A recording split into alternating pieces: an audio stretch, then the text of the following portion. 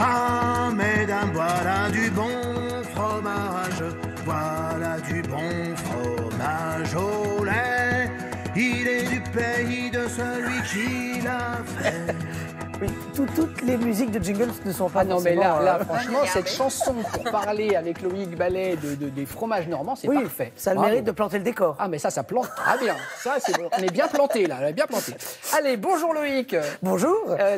Les 2 semaines précédentes, le triporteur s'est promené tout au long de la Nationale 7. Cette fois-ci, on remonte cap à l'ouest. Nous partons en Normandie, sur la route des fromages normands. Ce matin, première étape, Giverny, la patrie de Claude Monet, évidemment. Exactement.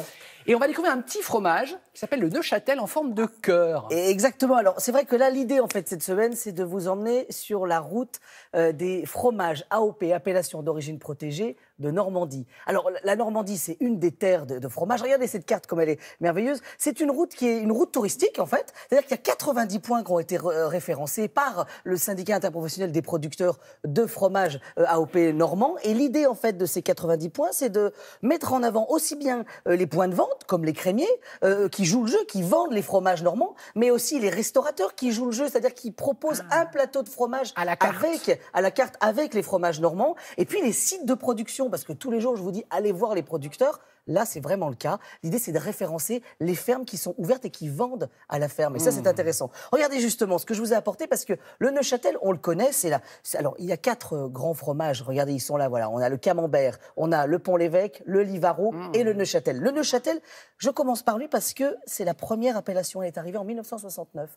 Et alors, ce qui est très drôle, c'est qu'on connaît toujours ce cœur de Neuchâtel. Mais en fait, dans l'appellation, il a 4 formes, en fait. Ah bon ? Vous avez le très gros cœur, comme ça, le petit. Vous avez aussi la bonde cylindrique, voilà, qui est beaucoup moins connue et qu'on ne trouve qu'en Normandie. Ah ouais, Voilà, c'est-à-dire qu'on trouve vraiment dans la zone d'appellation, c'est plutôt les habitués. Et puis, vous avez la briquette aussi. Oh. Voilà, ça, c'est plutôt... Elle est mignonne, la briquette. Elle est mignonne, la briquette. Voilà, c'est la briquette de voyage. Bah voilà. Bon, alors justement, je vous propose de partir en voyage. On va du côté des Andélis, Giverny. Et là-bas, vers les méandres de la Seine, on a posé le triporteur. Oh, n'en dites pas plus.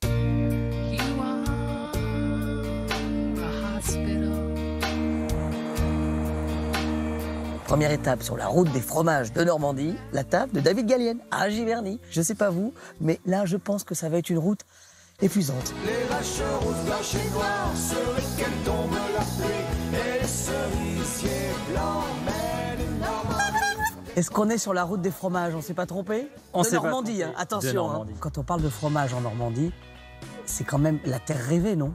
Oui, ça fait partie de la gastronomie, ça fait partie de nos racines. Ouais. Et alors là, on file à quel endroit, là? Alors, on file à 500 Oui. et on va rencontrer Nicolas, D'accord. Producteur, producteur de Neuchâtel, enfermier, enfermier, et il paraît qu'il a un troupeau 100% 100% normande. race normande. Ça, c'est bien. Moi, je dis chapeau. Bon, allez, on y va? On y va. C'est parti.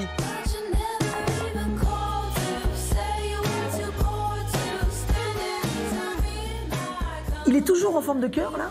Le Neuchâtel a plusieurs formes.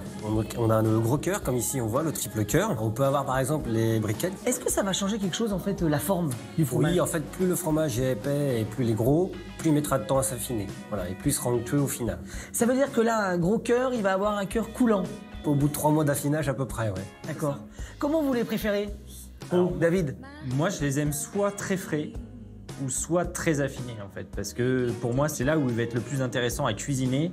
L'entre-deux va plutôt servir sur un plateau de fromage. Il y a quel âge celui-ci? Celui-là, il a à peu près 3 mois d'affinage. On prend un comme C'est ça? celui-là qu'on va prendre. C'est pas vrai, j'en étais sûr. Darling, you should try to get some sun. Et alors là, on a peut-être la plus belle vue sur le château Gaillard, quand même, non? Tout à fait. Le nom de la recette, parce que moi déjà, ça me fait rêver. Alors, on va faire une émulsion de Neuchâtel. On découpe le Neuchâtel, on va le porter à ébullition dans moitié crème, moitié lait D'accord. pour le faire fondre. On va le mixer D'accord. et puis on va utiliser un objet magique, celui que tu as dans la main. Le siphon. Ouais. Voilà, pour en faire quelque chose de très léger et très aérien. C'est une préparation qu'on peut faire la veille. donc D'accord, c'est et bien qu'on parce servira que quand- froid, en fait. Exactement. Là, les poires, on va les poêler, c'est ça? On va les poêler, tout à fait. D'accord. Et puis on va déglacer avec un vinaigre de sapin. On aurait pu le faire avec un autre fromage normand ou pas? On aurait pu faire cette recette-là avec un camembert, avec un Pont-l'Évêque, tout à fait. C'est complètement adaptable à d'autres types de fromages, mais à croûte fleurie. Voilà. D'accord. Bon. Et alors, ce qui est bien, parce que là, on commence à être à point. Je pense que le Neuchâtel a un peu chaud là. Oui. Enfin, comme nous d'ailleurs.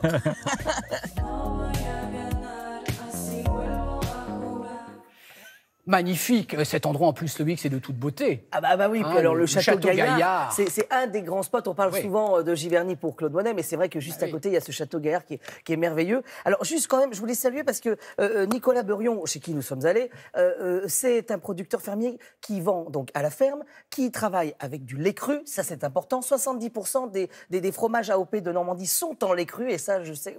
J'essaye de défendre les laits crus parce que c'est des fromages vivants qui vivent et c'est la particularité des fromages français. Et puis aussi, ce qui est intéressant de le souligner, c'est qu'il joue le jeu, il est en race 100% normande. Parce qu'on a souvent tendance à voir des vaches, des Holstein qu'on retrouve de partout en France. On met de la Et Holstein non. dans du Ah bah, fromage il y en a normand. qui osent, il y en Non. a qui osent. Alors Non. que là, on joue vraiment la race autochtone qui est la race normande. Et puis voilà, c'était la chanson, les vaches. Notre rouges et préféré noires. avec Julia, merci Loïc, notre préféré avec Julia, c'est le gros cœur. Quand même. C'est le gros cœur. Bah oui. évidemment. À l'image de Vous cette émission, on a J'attends un que grand vous cœur. faites votre chronique et je vous l'offre Voilà. après, Je vous d'accord? l'emballer, un petit paquet cadeau.